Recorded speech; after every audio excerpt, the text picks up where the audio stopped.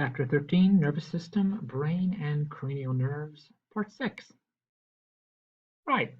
Then there are the higher order brain functions that we all definitely feel are very important as we use them every day. These are various mental processes. So one category would be cognition. This would combine things like awareness, knowledge, memory, perception, and thinking into cognition. And it is not localized to one place, but associated with a lot of the association areas of the cerebrum. Basically, the point being to process and integrate information between these various associated areas. Premotor cortex, auditory associated area, somatosensory associated area, so on. Now, we learned a lot about the different effects of these associated areas via brain lesions, looking at people who've had brain lesions and what happened, what change occurred. So lesions to the frontal associated area, such as the premotor cortex. These people often have personality abnormalities. So normally people are able to think and behave appropriately, but people who suffer lesions to those areas in the frontal lobe can have personality abnormalities, making it more difficult for them to control what they do and behave appropriately. Damage to the primary somatosensory area over the parietal lobe can lead to a loss of ability to identify a stimulus on the opposite side of the body. If someone has damage, a lesion to their left somatosensory associated area, then on the right side of the body, they might not be able to tell what it means when someone touches their left arm. They might be aware of the touch, but not really. What does that mean? Lesions to the temporal lobe can lead to inability to recognize the meaning of sounds or words, especially in the Wernicke area. All right, memory is another higher order function. This is remembering things, and it is a complicated process. It involves interactions between lots of regions of the brain. And basically, there are what's viewed to be three different kinds of memory: sensory memory, short-term memory, and long-term memory. Sensory memory is very brief. Basically, this is us perceiving whatever is going on in our environment, and we do nothing else related to that information, then we are going to forget it. However, we might be more focused on some of that information, say right now auditory perception, and we'll deliver that information to the short-term memory. Short-term memory also doesn't last terribly long, and so we can forget it relatively easily. But through practice, reminding ourselves of that information, we can retain it longer. There's this thing called the rule of 7, which means we can remember 7 discrete things plus or minus in our short-term memory. So for instance, a phone number, you might be able to remember that phone number 7 digits, but it might require you to keep reciting it to yourself to maintain it in your short-term memory. And then, of course, what we really want, especially when we listen to lectures, is to get that information into our long-term memory. However, this is difficult. We have to have the information go from the short-term memory to the long-term memory and then remain there. And this often requires us to have a cycle of sending that information from long-term to short-term back and forth many times before it is fully and maybe permanently placed into long-term memory. This is why you need to be exposed to the course's information in many, many different ways so that it's ending up in your short-term memory and bouncing again and again between long-term and short-term. Practice, practice, practice. Exposure, exposure, exposure. All right, there are various structures involved in memory. So for instance, the amygdaloid body and the hippocampus are important structures for memory. Hippocampus is required for forming short-term memories. If the hippocampus is damaged, this means that you are not able to turn short-term memories into long-term memories. And that is going to be a problem. However, the long-term memories that you already have are fine. So people would still have access to long-term memory. They just can't put anything else into their long-term memory. Long-term memories are primarily stored in those associated areas throughout the cerebrum and usually related to those areas. So motor memory is going to go into the premotor cortex and cerebellum. Memory associated with sound would go into the auditory associated area. So it's all very complicated where our memories end up. Alzheimer's disease. Alzheimer's disease is a slow, progressive loss of higher intellectual function. Often the symptoms are referred to as dementia, where progressively over time the person's mood and behavior change. They lose memory, both short and long-term memory functions. Their personality changes, and they're no longer basically the person they used to be.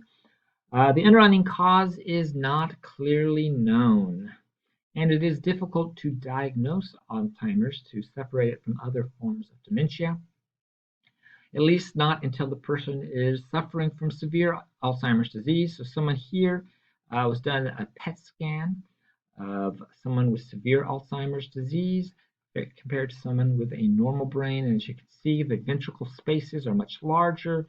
The overall structure of the brain has compressed as it's losing tissue. Pretty devastating disorder.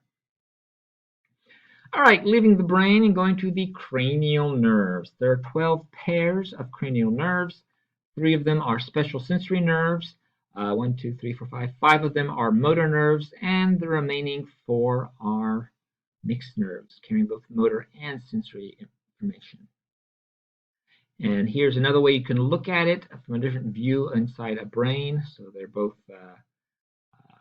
coming out from the sides and also coming out different levels of the skull.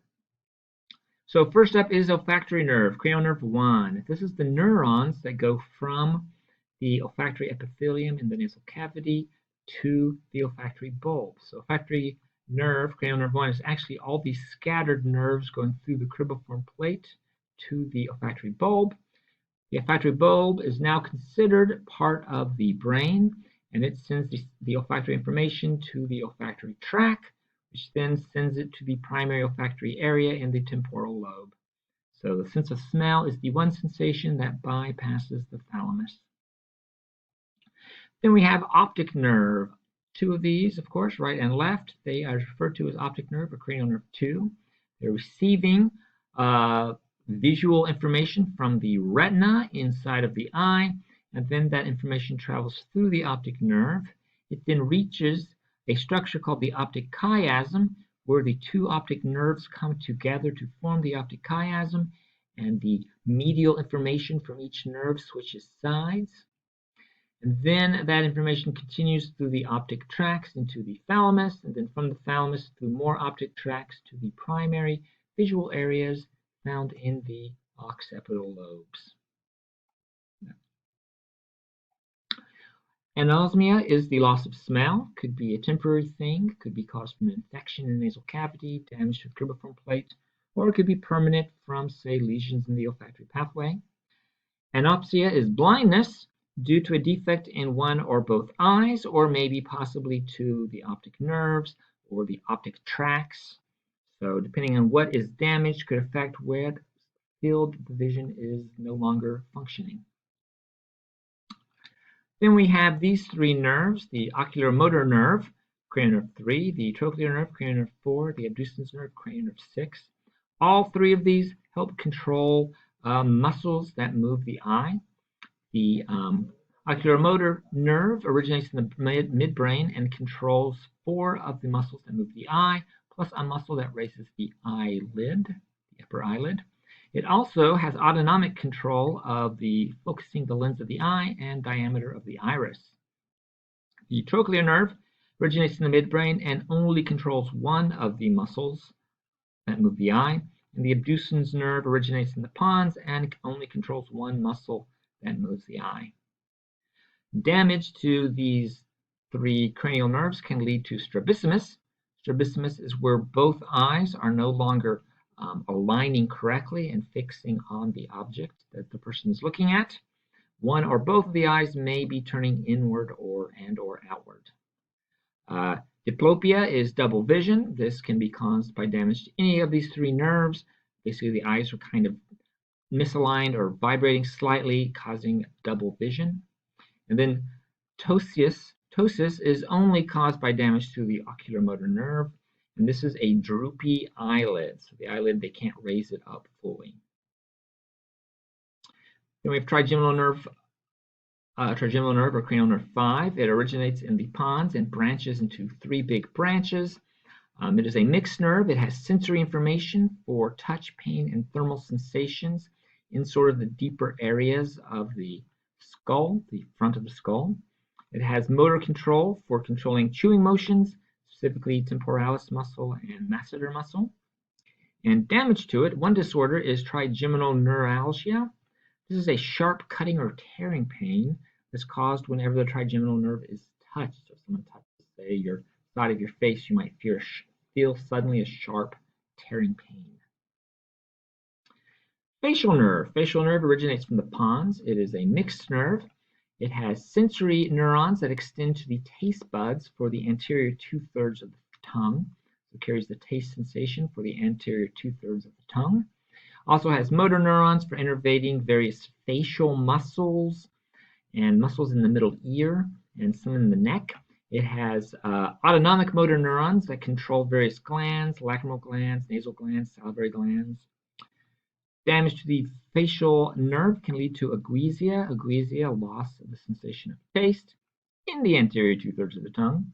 And Bell's palsy, so significant damage to a facial nerve could make it so the person can no longer contract some of their facial muscles. So this guy here has Bell's palsy on one side of his face. So he's trying to give you a big smile, but he can only do it on one side. Then we have the vestibulocochlear nerve. Vestibulocochlear nerve carries sensory information only for equilibrium and hearing. It originates in both the pons and the medulla oblongata, and damage to it can lead to loss of balance, ataxia, nausea, such as motion sickness, vomiting, and dizziness, constant dizziness.